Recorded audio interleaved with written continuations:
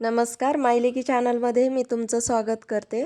आज आपण एकदम स्पंजी आणि लुसलुशीत साधी इडली, मसाला इडली आणि त्यासोबतच सांबर बनवणार आहोत। मसाला इडली जर तुम्ही एकदा केली तर तुम्ही सारखं कराल। व्हिडिओला स्किप न करता व्हिडिओ हा शेवटपर्यंत पहा।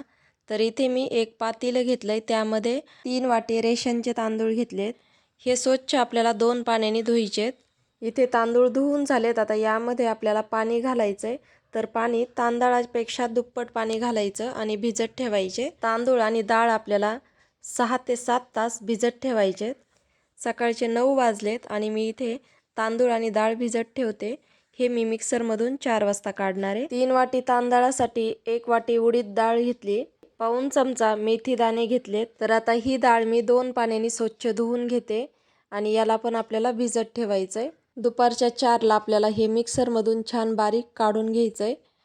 तर इथे डाळीचं पाणी जे आहे तर ते फेकायचं नाही, आपण त्याचाच वापर करणार आहोत। तर इथे डाळ छान भिजली आणि तांदूळ पण मस्त भिजलेत, पाहू शकता। याला आता मिक्सरमध्ये थोडं घेऊन बारीक करून घ्यायचंय। तांदूळ आणि डाळीसोबत थोडं डाळीवरचं पाणी घालायचंय। इडलीचं पीठ आपल्याला जास्त बारीक करायचं नाही, थोडंसं रवाळ ठेवायचं म्हणजे इडली छान होते। तर हे पीठ आपल्याला एका कुकरमध्ये ठेवायचंय, 8 ते 10 तास ठेवायचं म्हणजे छान आपलं हे जे पीठ आहे ना तर ते फुगतं। तर इथे पहा, असं रवाळ थोडंसं ठेवायचं व्हिडिओमध्ये दाखवल्याप्रमाणे। आता इथे मी सर्व पीठ काढून घेते आणि नंतर तुम्हाला दाखवते। तांदूळ काढून झाले की लगेच आपल्याला डाळ काढून घ्यायची। डाळ पण थोडीशी जाडसर ठेवायची। आणि हे कुकरमध्ये पीठ ठेवण्याचं कारण काय आहे, कारण जेव्हा आपण मिक्सरमधून हे पीठ काढतो त्यावेळी हे पिठाला गरमी आलेली असते, म्हणजेच पीठ गरम झालेलं असतं। कुकरला आपण झाकण लावलं की वाफ बाहेर येत नाही। हे जे इडलीचं पीठ आहे तर ते छान फुगतं। हे आपल्याला छान फेटून घ्यायचंय आणि लगेच आपल्याला याला झाकण लावून एका ब्लँकेटमध्ये किंवा टॉवेलमध्ये, शॉलमध्ये असं गुंडाळून ठेवायचं आणि गरमीच्या ठिकाणी ठेवायचं। तर इथे मी या पिठाला 10 मिनिट फेटून घेतलंय आणि पहा किती छान झालंय। आणि आता याला मी झाकण लावून ठेवते। तर हा कुकर मी एका गव्हाच्या कोठीमध्ये ठेवणार आहे। तर त्यासाठी आपल्याला खाली एक प्लेट ठेवायची आणि दुसऱ्या दिवशी पीठ पाहू। तर पहा, छान फुगलंय, मस्त झालंय। तर आता मी इडल्या करायला घेते। त्यामध्ये चवीनुसार मीठ घालायचं। इथे मी 2 ते 2.5 चमचे मीठ घातलंय। मीठ घातल्यानंतर याला अलगद आपल्याला छान मिक्स करून घ्यायचंय। तर हे पीठ मला जरा घट्ट वाटत आहे, तर मी याला थोडं गरम पाणी घालते आणि फेटून घेते। या पिठाला पाण्याची गरज पडल्यास पाणी गरमच घालावं, गार पाणी घालू नाही। आता याला मी असंच बाजूला ठेवते आणि तोपर्यंत बटाट्याची भाजी करून घेते। तर मी इथे कढई गरम करत ठेवली, त्यामध्ये मी उकडलेल्या बटाट्याची भाजी बनवते। तेल गरम झालंय। तेल गरम झालं की यामध्ये 1 चमचा मोहरी घालायची, जिरे घालायचे अर्धा चमचा आणि बारीक चिरलेला कांदा घालायचा। तर इथे मी मध्यम आकाराचा एक कांदा घेतलाय, त्याला बारीक चिरून घेतलंय। हे आपल्याला छान असं परतून घ्यायचंय। कांदा छान परतलाय। आता यामध्ये 1 चमचा आलं लसूण पेस्ट घालायची, यालाही त्यासोबत परतून घ्यायचं। पाव चमचा हळद घालायची आणि आता उकडलेली बटाटे मी बारीक चिरून घेतले हे घालू आणि छान याला परतून घेऊ।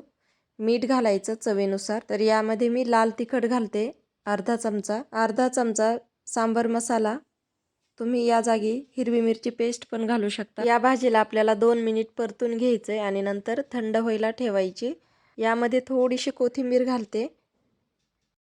सांबर बनवण्यासाठी मी इथे 1 वाटी तूर डाळ घेतली, याला आपल्याला 2 पाण्याने स्वच्छ धुवून घ्यायचंय आणि याला 4 शिट्ट्या घ्यायच्या। तर इथे पाणी घालते आणि हळद घालते। तर डाळ शिजवताना पाणी किती घालायचं, 1 इंच वरती राहिलं पाहिजे इतकं पाणी घालायचं। हळद घातली अर्धा चमचा आणि यामध्ये आपल्याला टोमॅटो घालायचे अर्धा, मी इथे बारीक चिरून घालते। टोमॅटो आणि हळद घातल्यामुळे सांबरला कलर खूप छान येतो, यासाठी मी यामध्ये टोमॅटो आणि हळद घालते। 4 शिट्ट्या झाल्यात, वाफ गेली आणि बघू। तर बघू शकता इथे छान डाळ शिजली मस्त। तर या डाळीला छान मॅश करून घेते अशा प्रकारे आणि पाहू शकता कलर किती छान आलाय। तर आता सांबार करण्यासाठी कढई गरम करत ठेवली। कढईमध्ये तेल घालते।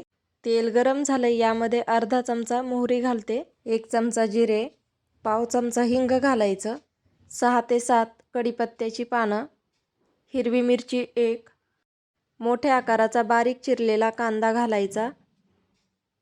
कांद्याला आपल्याला छान ब्राऊन कलर होईल एवढं आपल्याला परतून घ्यायचं आहे। 2 चमचे आलं लसूण पेस्ट घालायची। कांद्यासोबत यालाही परतून घ्यायचं। तुम्ही या सांबारमध्ये तुमच्या आवडीच्या भाज्या घालू शकता। अर्धा चमचा मीठ घालते। मोठ्या आकाराचा 1 टोमॅटो बारीक चिरून घेतलंय ते घालते। तर इथे टोमॅटो छान परतलंय, यामध्ये काही सुके मसाले घालू। 1 चमचा कांदा लसूण मसाला घेतलाय, 2 चमचे सांबार मसाला घेतलाय, 2 चमचे धना पावडर घेतली आणि 1 चमचा लाल तिखट घेतलंय। याला आपल्याला या कांद्यासोबत छान परतून घ्यायचंय। मसाले ड्राय झालेत यासाठी मी थोडं पाणी घालते। तर इथे अर्धी वाटी चिंचेचा कोळ घेतलाय, तो घालून घेऊ आणि याला मिक्स करू। लगेच आपल्याला यामध्ये शिजवलेली डाळ घालायची। घट पातळ सांबार कसं आवडतं त्यानुसार तुम्ही यामध्ये डाळ आणि पाणी घालू शकता। मी थोडी डाळ बाजूला ठेवली आणि आता यामध्ये मी गरम पाणी घालणार आहे। सांबारला पाणी घालताना गरम पाणीच घाला। तर इथे मी एका केटलमध्ये पाणी गरम केलंय ते घालून घेते। सगळ्यात शेवटी अर्धा चमचा सांबार मसाला घालायचा। वरतून सांबार मसाला घातल्यामुळे सांबारची टेस्ट अजून वाढते। चवीनुसार मीठ घालायचं। 5 मिनिट कमी गॅसवरती ठेवायचं। सांबार दुसऱ्या गॅसवरती ठेवते, तोपर्यंत इडली लावून घेते। तर इथे बटाट्याची भाजी जी बनवली तर ती थंड झाली, याचे आपल्याला छोटे छोटे गोळे करायचेत, असे एवढे। आता इथे मी तुम्हाला फक्त 4 इडल्याच मसाल्याच्या करून दाखवणार आहे। तर मी इथे 2 पात्रामध्ये इडली लावून घेतली, ती साधी लावली आणि आता तर इथे मी वरच्या पात्रामध्ये थोडं थोडं पीठ घातलंय। त्यानंतर आपल्याला जे आपण बटाट्याच्या भाजीचे गोळे करून घेतलेत ते ठेवायचे आणि त्यावरती परत आपल्याला पीठ घालायचे। 10 मिनिट आपल्याला असंच फुल गॅसवरती ठेवायचे। 10 मिनिट झालेत आणि पहा मस्त झाली। आता याला आपल्याला बोटाने पाहायचं, तर बोटाला पीठ लागत नाही, याचा अर्थ इडली छान झाली। पात्र बाहेर काढून घेते आणि थंड झाल्यानंतर इडली काढून घेते। पाहू शकता किती सॉफ्ट झाली इडली, मस्त एकदम स्पंजी। नक्की ट्राय करा आणि कमेंटमध्ये कळवा तुम्ही बनवलेली इडली कशी झाली। तर ही आहे मसाला इडली। याला पण आपल्याला चमच्याला तेल लावून इडली काढून घ्यायची आणि पहा मस्त वाटते बघा, खूप छान झाली। तुम्हाला आजचा व्हिडिओ आवडला असेल तर मित्रमैत्रिणींना व नातेवाईकांना शेअर करा। रेसिपी आवडली तर रेसिपीला लाईक करा। तुम्ही जर मायलेकी चॅनलला सबस्क्राईब केलं नसेल तर सबस्क्राईब करा। आता मसाला इडली कट करून दाखवते। पहा किती मस्त झाली, एकदम तुम्ही टिफिनसाठी बनवू शकता किंवा नाश्त्याला बनवू शकता। ही इडली फक्त चटणीसोबत पण छान लागते किंवा नुसती खाल्ली तरीही छान लागते। पहा मस्तच। व्हिडिओ पाहिल्याबद्दल धन्यवाद।